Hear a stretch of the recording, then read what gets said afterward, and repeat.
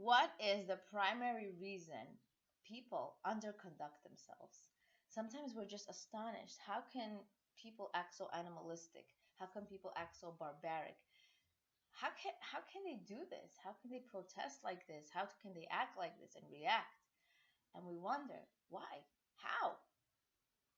And the primary reason is very profound.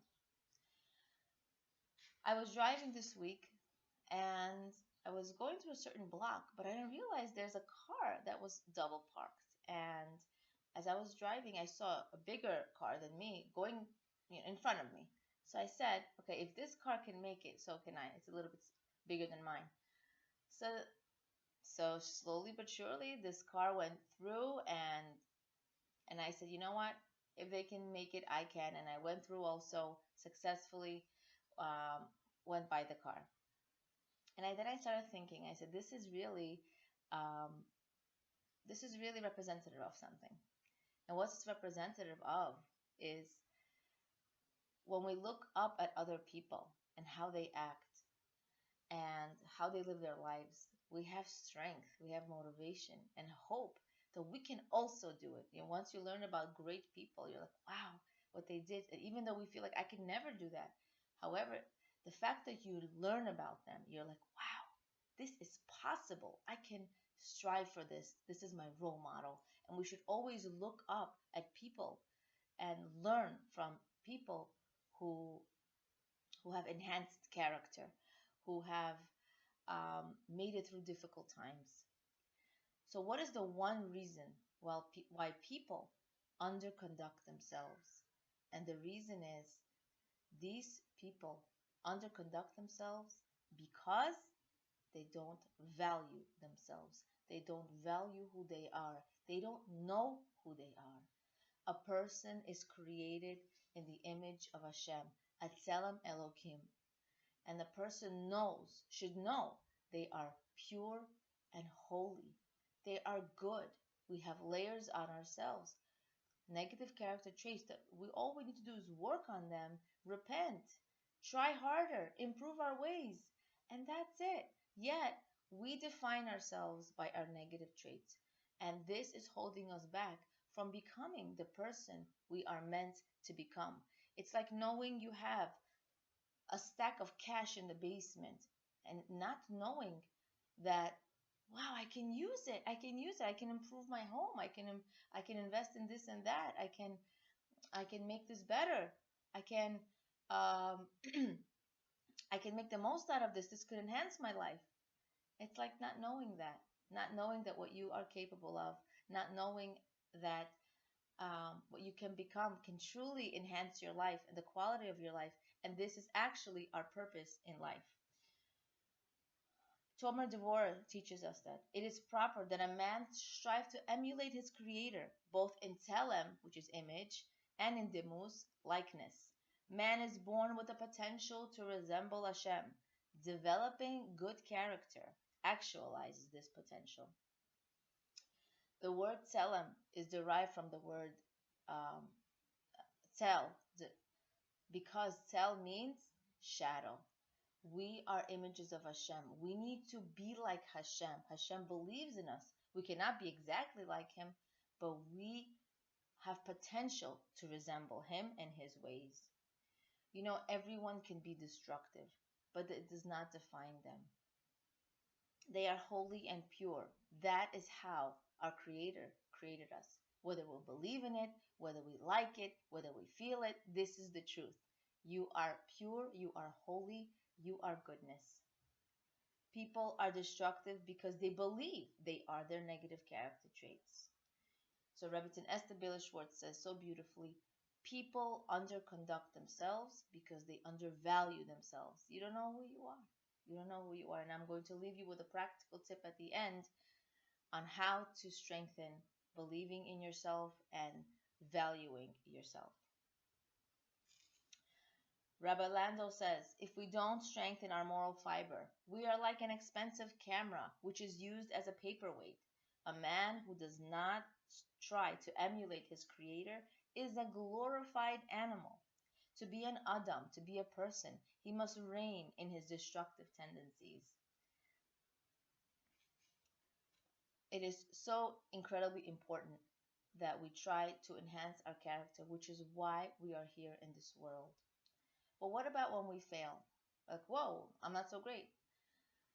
As long as you continue to get up, push yourself forward, and try again and improve your ways, as long as you're better today than you were yesterday, as long as you're trying and you're striving, your shame or failure, when you fail, which is perfectly okay because you're a person, it's not going to be intense. Why?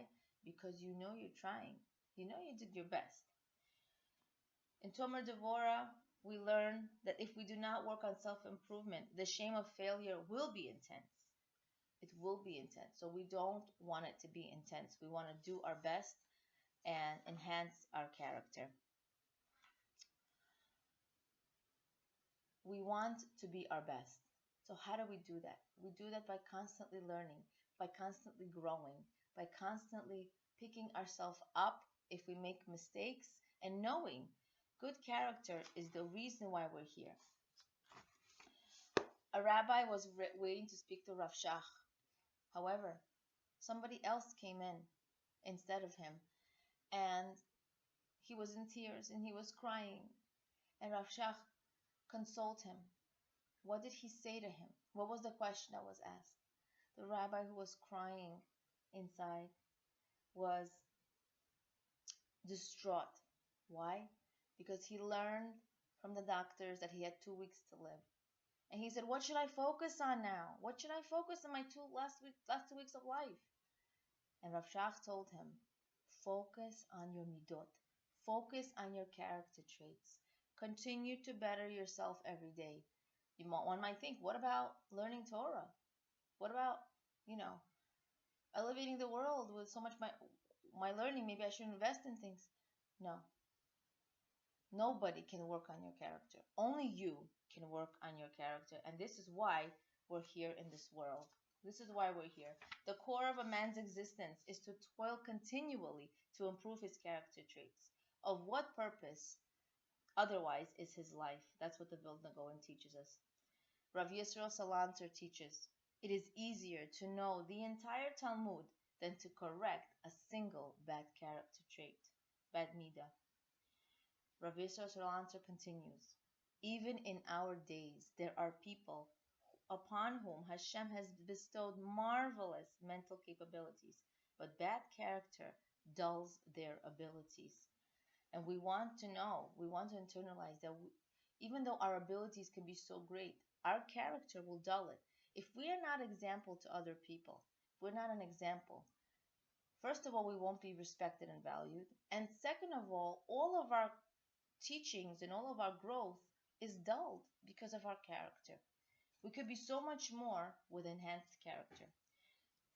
Rav Zelek Reuven Benjes was first appointed a congregational rabbi, and he went to the Nativ to ask him how to best prepare for his new role. And the Nativ said to him, of course, a Rav must master Shas and the Shulchan Aruch, but it is even more important that he constantly work on self-improvement, for without good character, it is impossible to be an effective rabbi.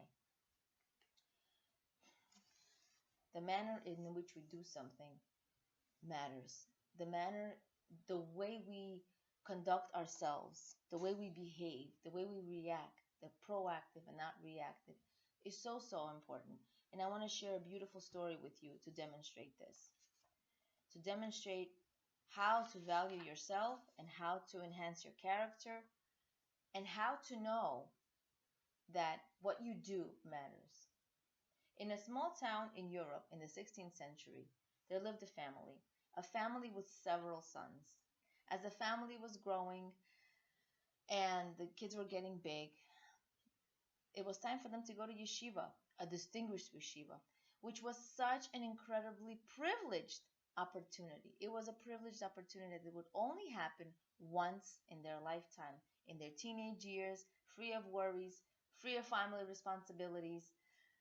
There was one son who decided not to go. It was the name Bezalel. Why did he decide not to go? Their father was aging, and he couldn't take care of himself. I'm assuming the mother passed away.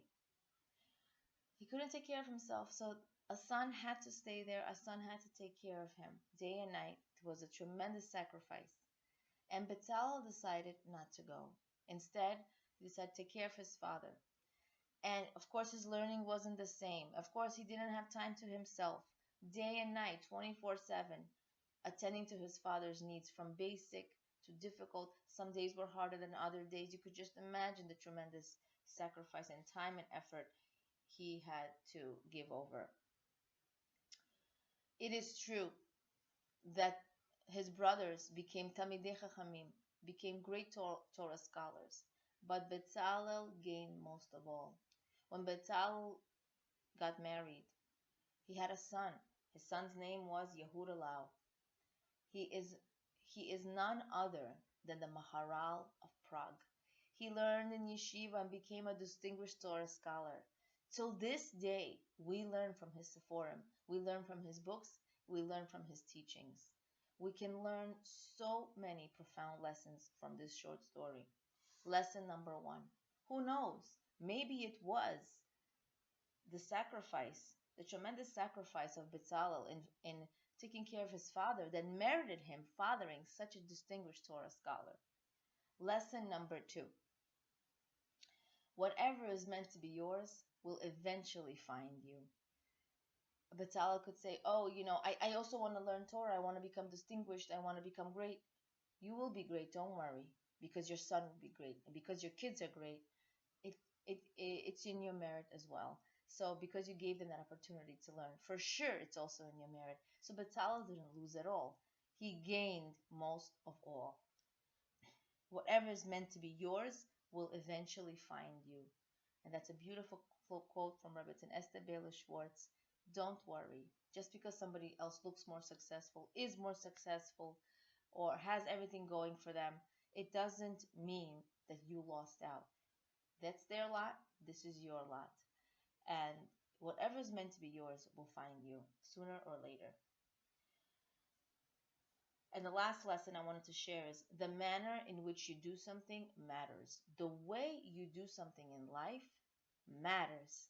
He, Bezalel, took care of his father happily. The manner in which you do something matters because he took care of his father happily. This is the reason why every single mitzvah that he did mattered tremendously. Every single little thing that he did mattered tremendously. In Parshat Naso, we learn that every single mitzvah that you do is so important, even if it seems mundane, even if it seems the same.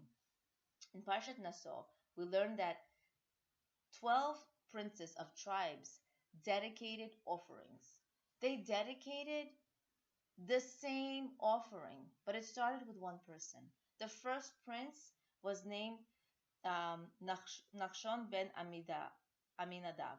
He brought his offering. And then the second prince, Nesanel ben Tzawur, had a dilemma. Should I do something else? Should I do something better? Should I do something different? He said, if I do that, everybody else will follow. And because he brought the same offering, everybody else did also.